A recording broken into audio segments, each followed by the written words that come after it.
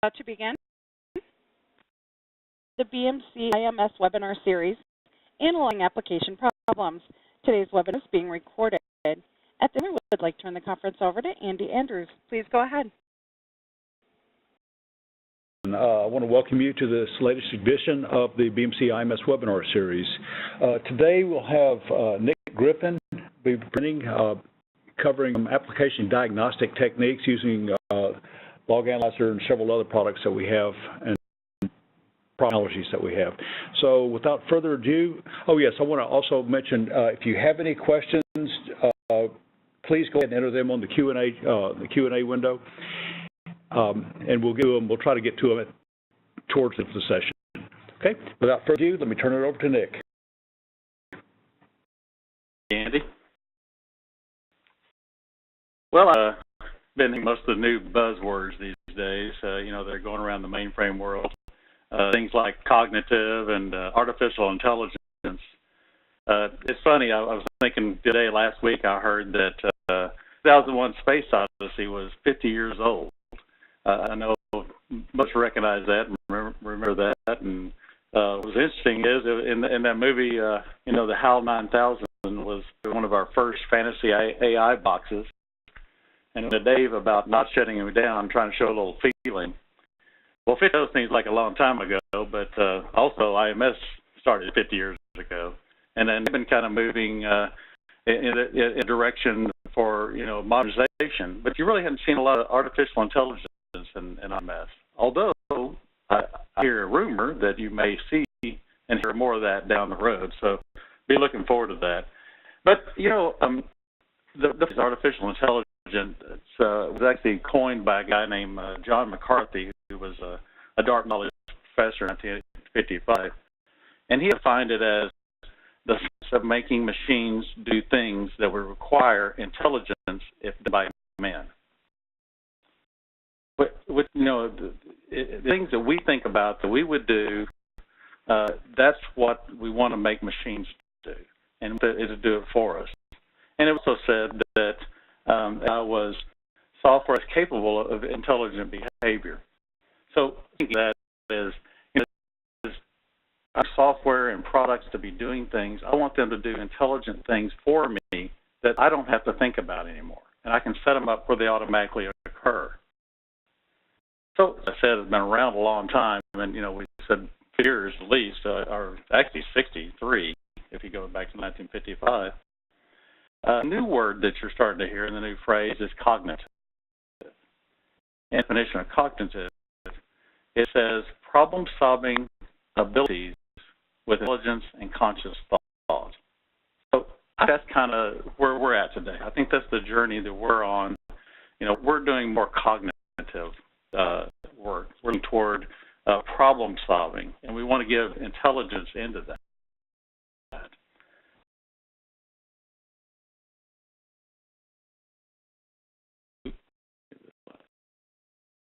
There we go.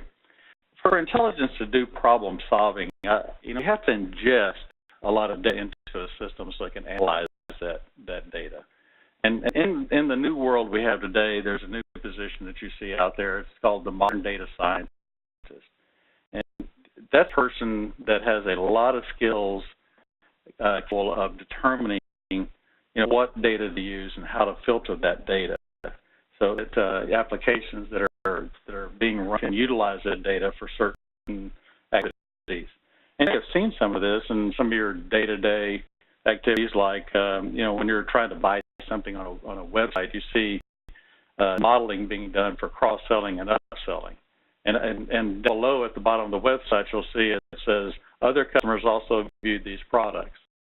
And that's what data scientists do. They build this data to where it can analyze and say, you know, here are things that other people have done based upon what you're trying to do. And the direction we want to go. You know, what I'm seeing is maybe more of an operational data scientist that we are today. Because we're probably not going out there and trying to sell people on things, but we're trying to operationally that we want, you know, to automate and to be analyzed and be done for us. And kind of like the cognitive we were talking about, want to use those methods to do, problem determination and diagnostics and root cause analysis. So today we're going to talk about, things that you can do to filter your data, to get the information you need to help you solve those business issues. And hopefully we'll get you one step closer to artificial intelligence and cognitive learning. Data cases today, and the first one is basically a data case on a new customer entry transaction that's having some problems. The transaction is NIK 93EU. And so we're going to run a LOUW summary report. Now you're kind of looking at that going, okay, well, what's an LOUW summary report? So let me kind of start off by trying to explain that first. We have a product that's called Log Analyzer for IMS. And within Log Analyzer, it kind of gives you the GPS view of data. Now, to explain the GPS view of data, it's like when you do Google Earth or Google Maps, you may get a 50 square mile view of the data that's below you.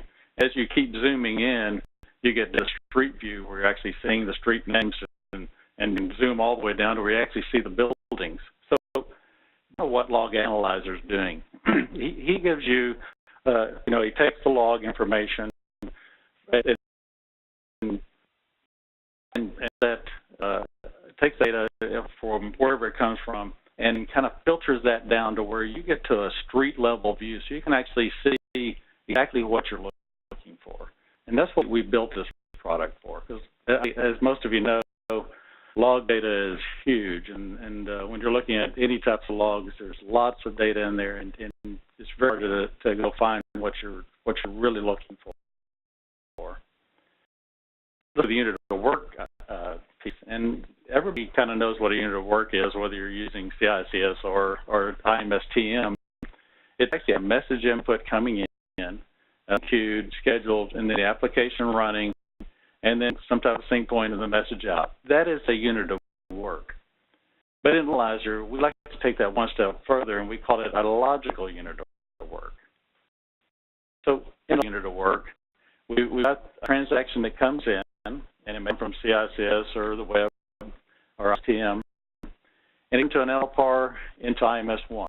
Well, that transaction may do a message switch that takes him over to LPAR 2, and he's going to go to LPAR 2 IMS2 because IMS2 is connected to DB2. And he does work, and then he does another message switch that takes him over to IMS3, another LPAR, which is actually connected to an MQ, so he can do some MQ work. And then go back to the prior IMS, so he can go output back to the end user in the TM session or the CICS or web, wherever it is. So we consider all this a logical unit of work.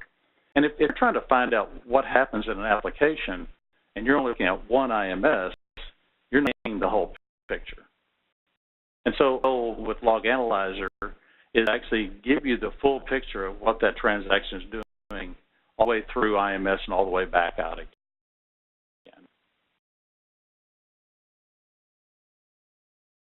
A lot of capabilities. It had an ISPF front end where you build the control cards, kind of like the one we saw on the first screen that had the data case in it. And then from that, we can actually look at recons. And if we talk to the recons, we can give us the date and time that we want to go pull information. He'll find what slids that we need to get pull or holes that we need to pull from. Or we'll just slids in directly and get what we want out of the direct slids that we have. So the components we've also added into Log Analyzer, not just IMS. We can get IMS Connect journals. We can DB2 logs. We can do MQ logs. So a lot of capability of pulling in various pieces of information which your transaction may be utilizing within its logical unit of work. Now, one of the we do is we have the capability of building an index file and an extract file, and we'll talk about those a little more as we move forward. The end result is we can create you a report, or we can actually display it back on ISPF panels so you can actually see it right in front of you. those are these of Log Analyzer itself. So let's go back to transaction, and we did that. We ran a control deck that we did earlier, got the little unit of work summary, and in that we're able to see that there's a whole lot of logical units of work tied to that one transaction, which is kind of normal for all of us. You have one transaction that may run, 10, 100 times a second, and if you're looking at the log, it's hard to figure out which one's which and which one you want to grab. But pull it down to a logical unit of work, and as you can see, we look at the logical unit of work of 4295. In 4295, he is ab-ended with a 777, which is a timeout ab-end. And on the far right side, you can also see that that was actually subsystem DB2. So with a little more detail of this, what we did in the first control card. So let's pull in more information. We'll create some JCL that will give us the information that has the DB2 in it. We can actually see what's happening in DB2 itself, or what transaction is doing over on the DB2 side.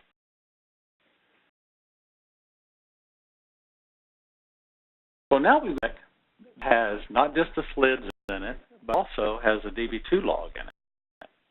I do want to note here that we can go out to the DB2 boot and actually get this information if you want to give it the time and information. But it's easy to put the log in there. So we've inserted the DB2 log, filtering still on that one transaction. And we've created an extract file and an index file. So I'll show you why that's important in order to have the index file. It makes it easier for you to go view this online, and that'll be the next thing we'll do. So we went into ISPF after we've run that report, those files. We'll actually select the PSBs to see all those transactions that we're looking for. So now we have a report that we can look at, and we see transaction NIK93EU and 24 logical units of work. Well, that goes back to what we saw earlier in the initial summary report that we put up that was just a report, but we're actually doing this online now. So we don't go through paper. We can actually walk you through this transaction online, see what's going on with it. So the first thing we see is basically like we saw in the first report, but like I said, this is online. So we see that 4295 logical unit of work and DB2 ab-end that we're getting timeout for 777. And if we go look, we can now see that, hey, this is actually a DB2 we're interested in, and what's the DB2 database name that we're going after? It happens to be NIK001, and the page that we're looking for is NIKT05. So now we have a lot more detailed information about the transaction. So we see what's calling and who we're timing out against. For me, that usually takes us to where I'm going to call a DB2 guy and say, hey, listen, we're having problems with your database, and here's the database that I'm having problems with, and I need your help in order to me figure out what actual problem is going on within that database. And now we're going to, make another call to someone else. But at least we have the data and the information that we can pass along to him, help us, resolve this issue and get the database either it may be locked or we have to figure out what the DB2 problem is on that side. But at least we know now where we need to go talk to our comrades about the database. So if we can actually find out a little more information about the database and what went on. So now we see that we have the log records, and our record 38 log record, we see there is a flag here for 01, and the 01 is actually the timeout flag. But at least we've got a lot more detail to help us with this issue and being able to find what's going on within DB2 itself.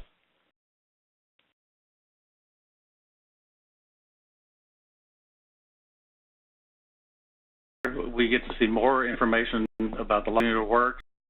I can actually go back in, and I know this form is kind of built out, and it's not really hard to read, but if it felt like I wanted to see this in a more formative view, I could actually go back and look at it in a formatted view. It actually shows us the record details of this one transaction, and see each one of those log records and get it spelled out for what information is within those. I just want to look a little different, you know, as I page through them, but I can page through all of those and make it very simple for me to have a formatted view of what those log records are and what they mean and what the times are. So that's simpler for you to go out and show the DB2 the details that he needs, and it's not just a dump format. It's actually a really form screen that actually gives him detailed information.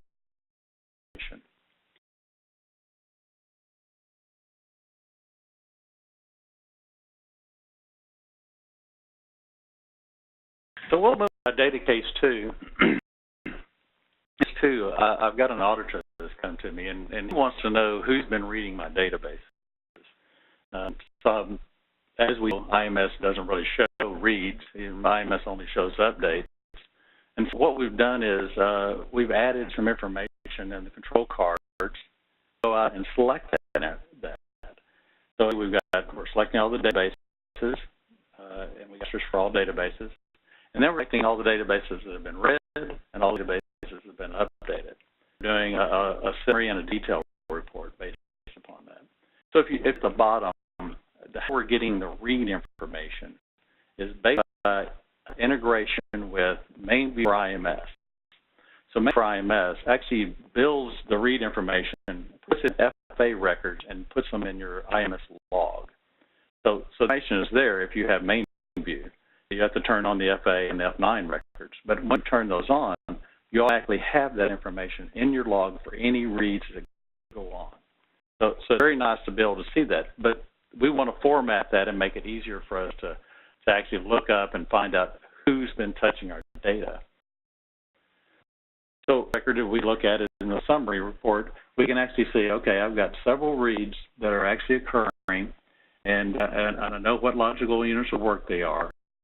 So I see that people are touching my data. So I'll go a little deeper in that. So if I select those logical unit of work,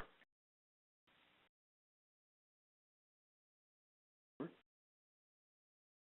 we go. I can actually see the information about the F9 or the FA record that came out of Main View, and I can actually see what the database name is and how many times it was called.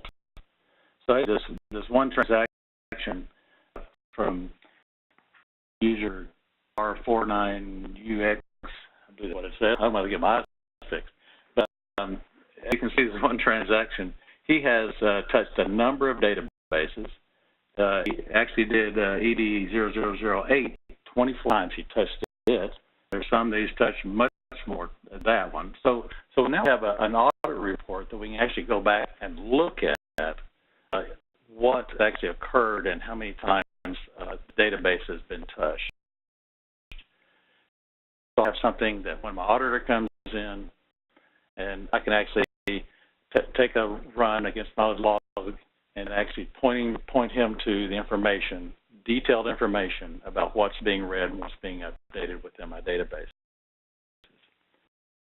And because we've had several requests lately with some of our customers for being able to break this down and actually create a report to shift this out. So we had a customer up north that was actually looking at doing security auditing, and what wanted to do was take this data information and run into a report that would actually be sent directly out to an analytics engine. He would start saving this data within the analytics engine, so analyze what people are doing on a regular basis. So what we've done is we've actually helped him out by creating a modified report for him based on the criteria that he needed within the data to ship to the analytics engine. That is, when you talk about analytics engines, Splunk and Archangel and other ones, they charge you based upon the amount of data you ship them. So what we're able to do is we've been able to cut this down to a minor amount of data being shipped, which actually lowers their cost and gets them exactly what they need.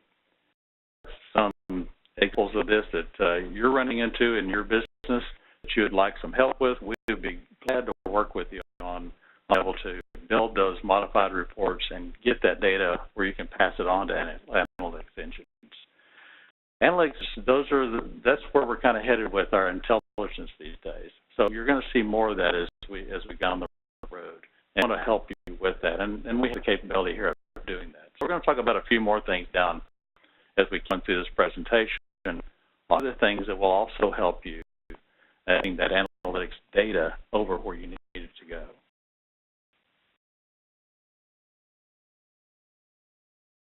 So our issue that we're going to talk about is an IMS Connect issue. And as you can see, we're getting a whole bunch of these HWS messages, and you see these in IMS Connect itself, and they're really explanatory, but you know, they kind of do okay. They're coming from the one I've got highlighted here is coming from IMS GPFC. Some guy named Larry 7X is actually getting timeouts, but they give you a lot of details. So and we want to help, you know, or find more information about that, and work through how you do that. So what is a product called Energizer for IMS Connect, and it actually has an ISPF and a GUI interface. You go either direction, whatever's more comfortable for you, and you'll be able to get more detail about that. Now, I have the screen up here because I always want to throw in the catch that our GUI is actually spread across multiple products. Database consoles, so you can use the database toolkit within the GUI. We have backup and recovery, so you can do recovery advisor information. You can do path information in it. We have system administration products in this same GUI. If you wanted to utilize not just IMS Connect, Energizer for IMS Connect, you can also utilize Message Advisor and Delta.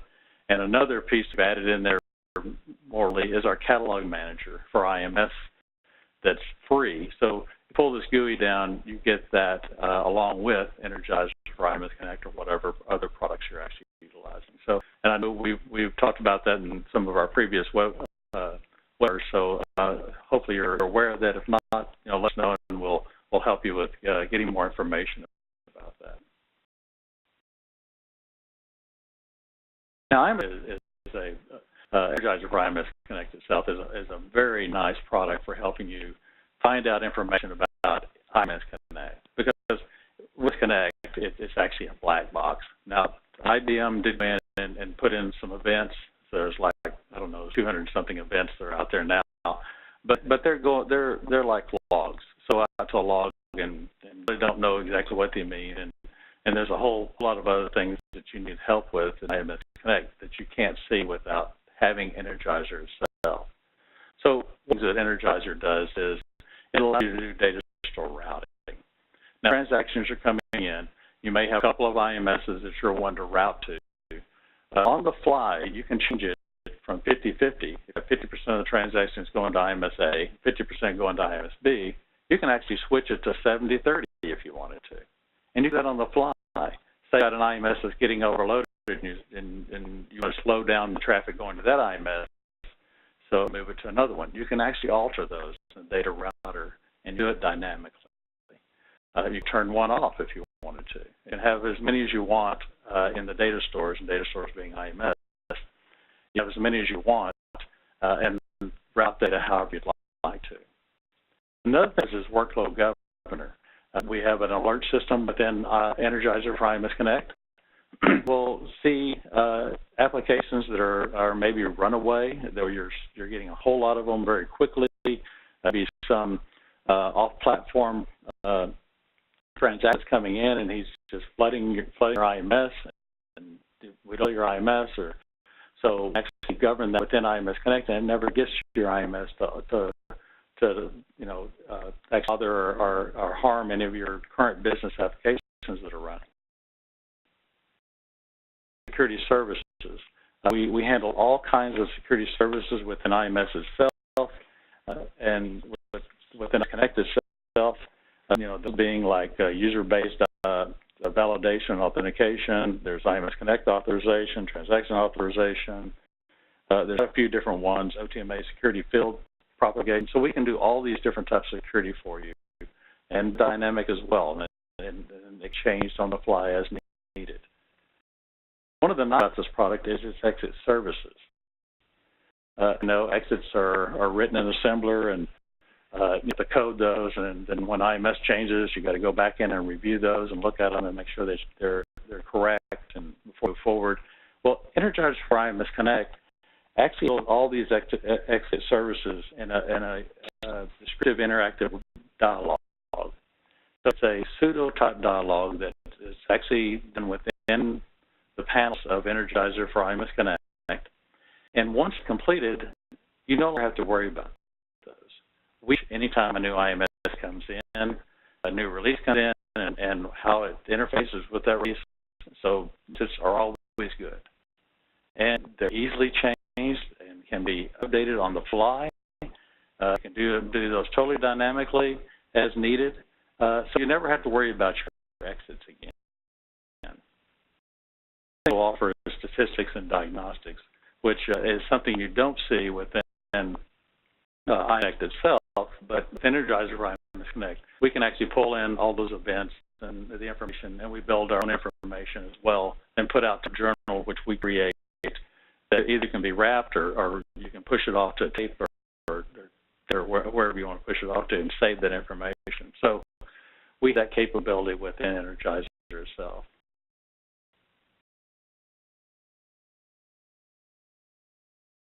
On how it works. So Connect actually runs within the IMS Connect. As you can see, there's lots of outside influences that are coming through TCP/IP to go in through IMS Connect. You may be doing something to SOAP or databases, lots of other ways to get information into IMS Connect, but all of it comes basically through TCP/IP. That's how IMS Connect works. Energizer sits within IMS Connect and IMS Connect from inside. And so anything you see within Energizer from IMS Connect is once TCP/IP has pushed it to IMS Connect, then we have control of it, handle that before it goes to IMS itself. Data going from IMS Connect goes straight over to the Transaction Manager. Main View runs over on top of Transaction Manager and Database Manager in order to manage both those systems. And we have going in through the Main View logger and actually passing data to Main View for IMS, so it can actually monitor and manage IMS Connect and Transaction Manager at the same time. So it's kind of how our system works together. And as I said before, there is an ISPF and a GUI interface that go directly into Energizer for IMS Connect.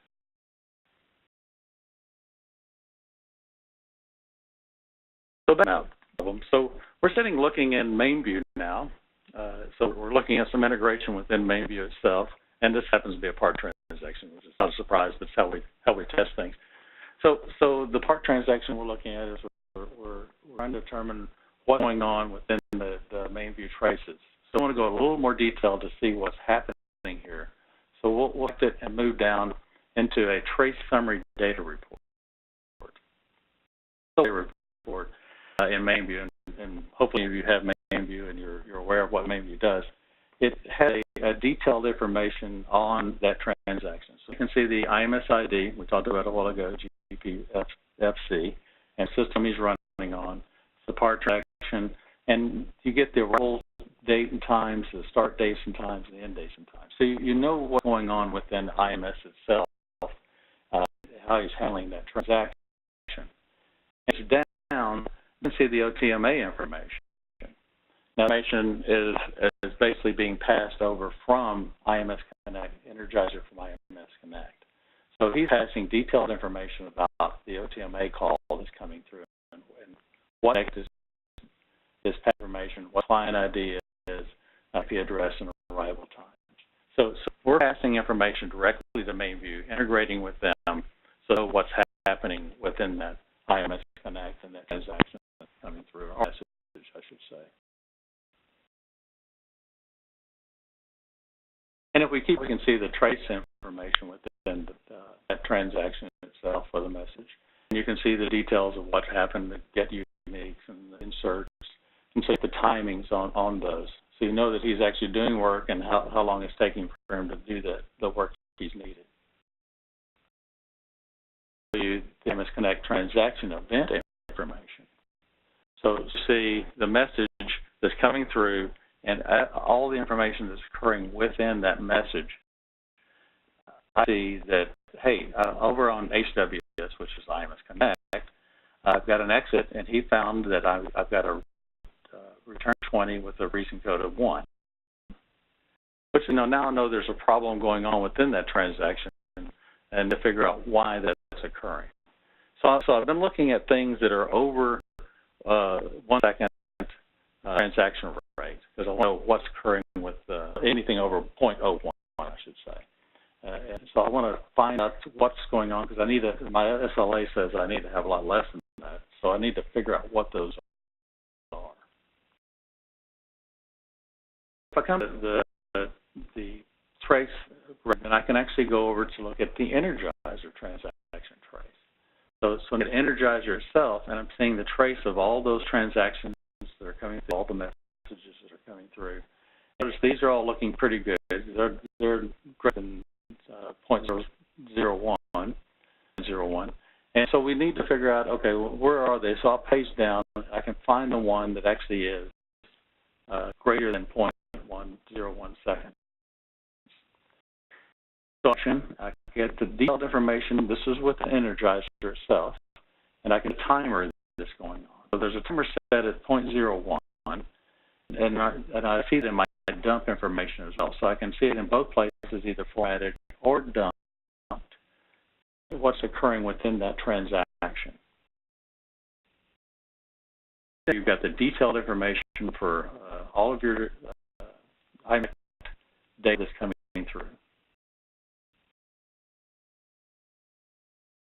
If I pay there, I can actually see the response time and also see the route information that's coming through. It explains what that return code is and what that reason code is.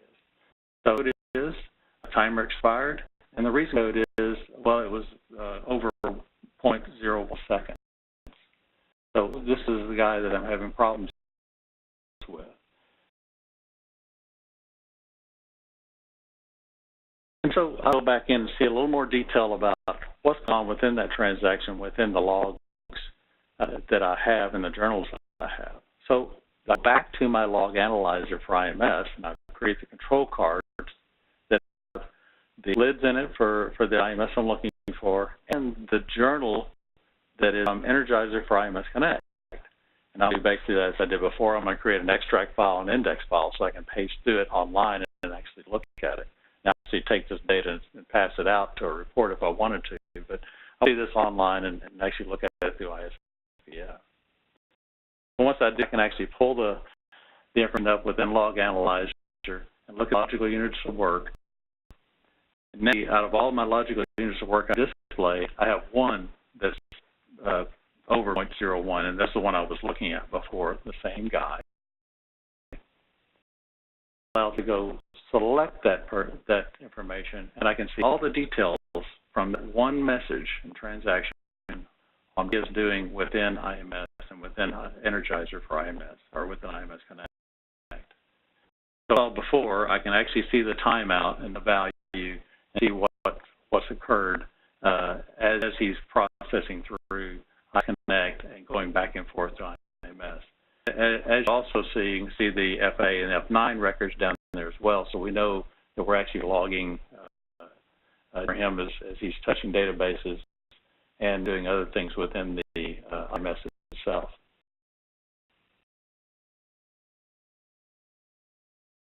So I kind of pointed out what the problem is, trying to figure out, okay, how do I resolve that? So the way you could resolve that is go back into Energizer for IMS Connect and go over to the router options, change it actually below from 1 to 3 seconds. So maybe, my SLAs, let me highlight in a second. But so we actually say that it's requiring 0.01, maybe they require 0.03, and I need to go make a dynamic change so I can get these transactions through and keep meeting my SLAs for my users. Well, you can dynamically make this change within Energizer or IMS Connect, and now you have a fix immediately for that problem, and you'll no longer start having the of course, if whoever's causing the timeout is causing worse problems, you could have to change the things. But this is just a simple fix, a simple solution to this situation.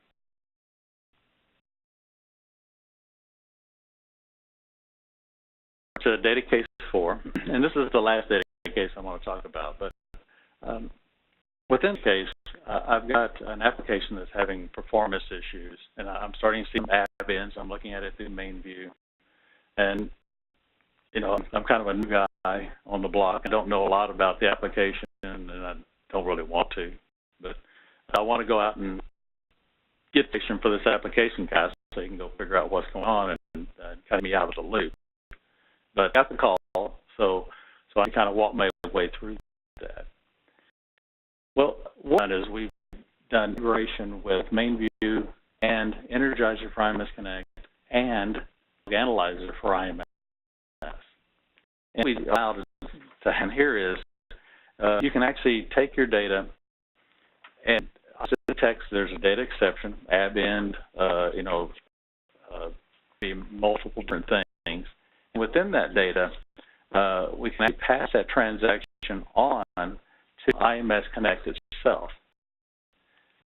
And Connect, Log Analyzer for IMS can actually pull in the IMS Connect, Energizer for IMS Connect information, and build you the information that you need in order to pass the information to a report or to some log or to an analyzer of some sort, or some type of analytics engine.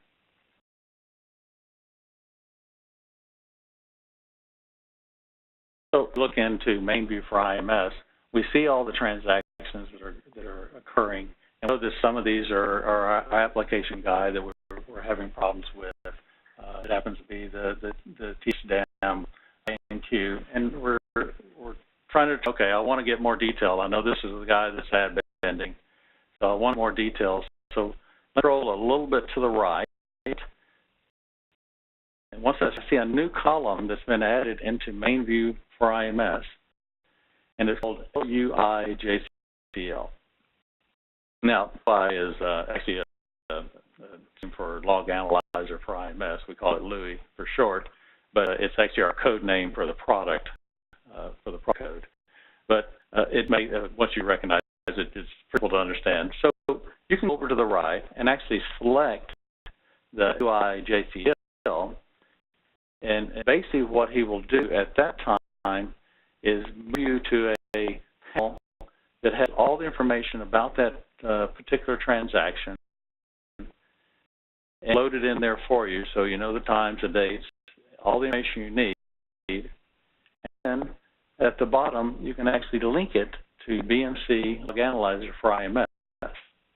Now, one of this, you can set this up to where, hey, anytime I get an add in, it automatically does that. And so what's going to occur now is I'm going to actually pass that data directly over to Log Analyzer and have JCL built, so we can create what we did before, like the logical unit of work, but this time it's going to be a transaction summary report. And it builds the JCL, and we could automate this and actually submit this JCL if we wanted to get the data for. So it's passed over, all the log information is there. We know that, maybe cut its logs at the same time this transaction had an add in. So in Main View, you might want to see that with, within the 5 to 10 minute time frame. But if you don't catch it, then there's an opportunity for it to pass this data to you, so you get it at a later time. Sometimes we have alerts that come in from Main View, and guys are busy and things happen, or somebody's trying to call somebody, and it takes 10, 15 minutes, and it's probably moved on from the online system, so you're not actually seeing it within the online system. But with this type of capability, we can pull that data and pass it on to another system to build a report that you can have for a later review. And that's what we're trying to accomplish here. As we've shown before, our logical unit of work transaction summary report. And we see all the data that's going on within that transaction we talked about. There's the F9 reports that are the log records that are coming out of Main View, or recovery records. So we've got detailed information, and we actually select that and even go down to another level, which give us the information for the dump of that transaction. So this is a data dump, and it's going to show you all the data within a transaction. This happens to be a very short one, but if a large amount of data, you would see all that. So this would be something that you could build a report on, pass it straight to the application person, and he's got everything he needs to go out and diagnose this problem and determine how to fix this issue. Very simple process. We had a customer that was asking for this, and we've gone and made changes that are necessary for this data case to make this happen for that customer. So he's automated to where the process all happens automatically, and build reports, and the reports are sitting there that you can pass directly to the application person, and then they can go out and have what they need to fix the problems or diagnose the problems that are occurring without having to go back and try to go figure out where they need to build logs or how they go look at the logs. Everything's done for them.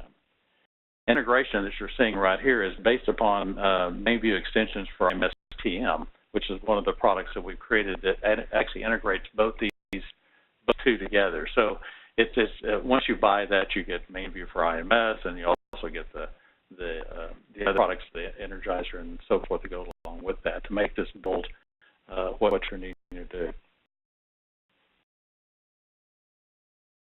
So we've kind of looked at quite a few things today, and hopefully you've seen that there's it's not just going and reading logs. We're actually building opportunities for analytics, opportunities for the future of being able to do and cognitive.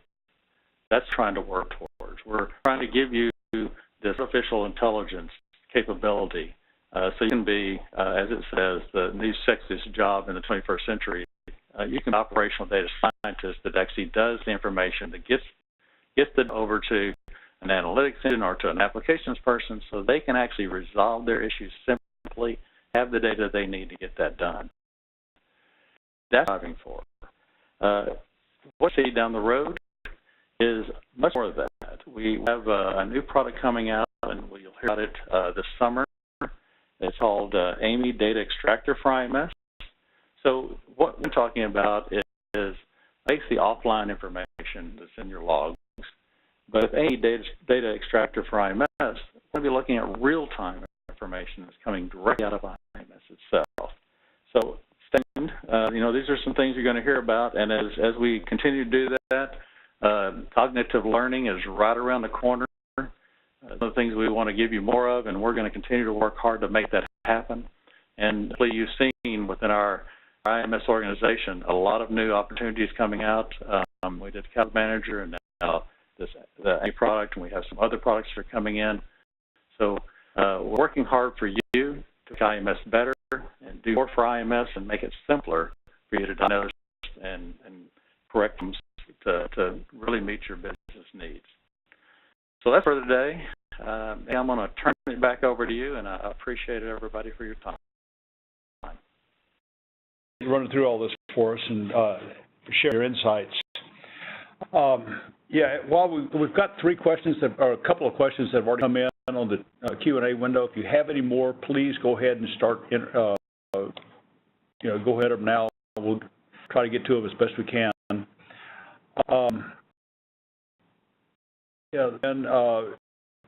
Question. I was bringing in. What about bringing the TCP/IP SMF 119 records in to the log analyzer LUW? At this point, log doesn't look at SMF data. Yeah, Nick, can you run it back to that? Can you run it back? Yeah, the architecture. Oh, wait, wrong one. There you go. Sorry, there. Okay. Yeah, right now these are the feeds for it. I've actually already fired an email off to development with this question about doing so. Stay tuned. We'll take a look at it, see if it makes sense, and see if there's any way you can that one. I do want to state that several years back we have looked at that. It is a lot, the SF is quite a animal in itself, but we have looked at it, so we could, doing that down the road. I think that's a great opportunity for us to pull the TCP/IP information in, since it's front end Energizer for IMS Connect itself, or Energizer for IMS Connect. So I think it's a great piece of information that gets you from off the platform, you get into the and kind of gets you all the way back out again. So that's something we really should look at, and I'm glad somebody brought that up. Okay. We've got a second question. It's kind of a similar vein. Are there any plans to incorporate KICS data to analyze a logical unit of work, i.e. CRM detailed data from Main View or KICS SMF records?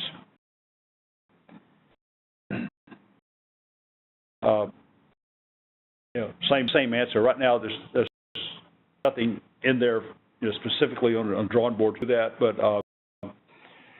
same thing. I've gone and shot a note back to the development team to see what the are on it. Just like we said on the last one, KICS journals are available. We would need to spend time working on those to format them, but that's something we could definitely look into. Okay, then Analyzer. So does it read DB2 Log 2? You want to take that one, or you want me to? And it does read DB2 log data, and that's how we gather the information from IMS. So we can actually utilize the bootstrap as earlier to go out and grab the logs that are necessary, kind of like you do from the recon. You just give it a time and date, and he'll go find it within the bootstrap as long as you specify that in the JL. We can read that information.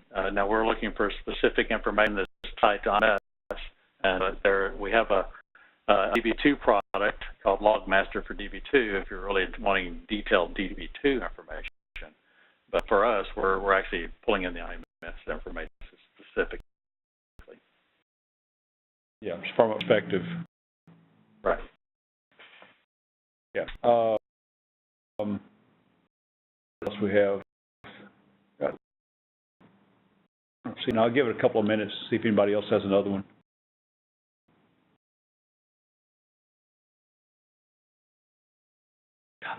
Another question. What was the bundle name Nick used at the end of his presentation? I've got that was Main View extensions for IMS TM.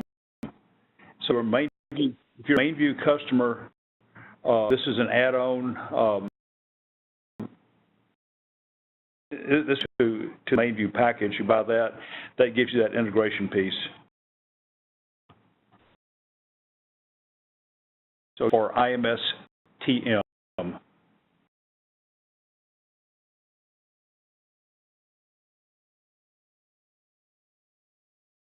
That's more questions.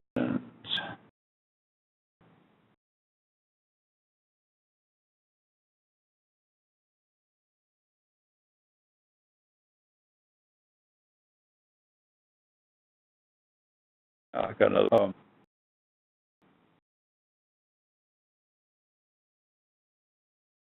Okay. Well, I like some great presentation. Fan of Main View for IMS and Auto Operator. I don't know if that's a statement, but.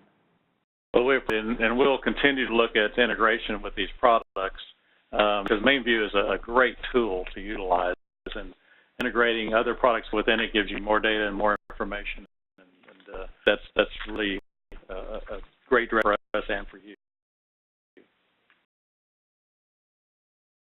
Okay. There.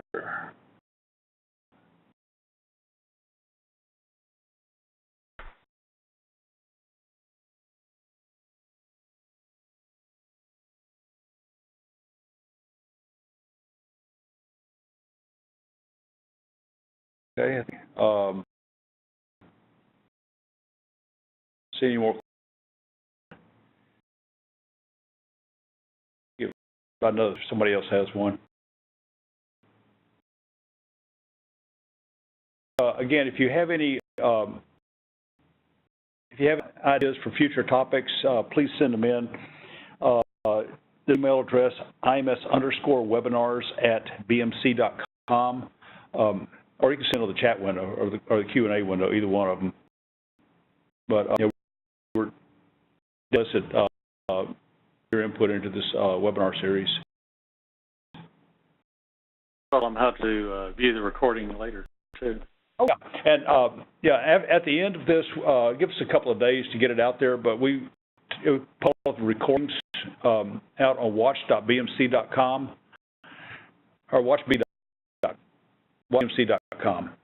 Yeah. And once you get in there, go to the mainframe section. You have to scroll down a little bit, then select all of them, and you'll see the BMC IMS webinar series, mainframe section.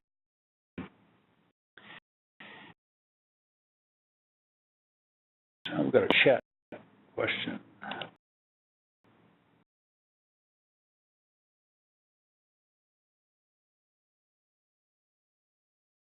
Okay.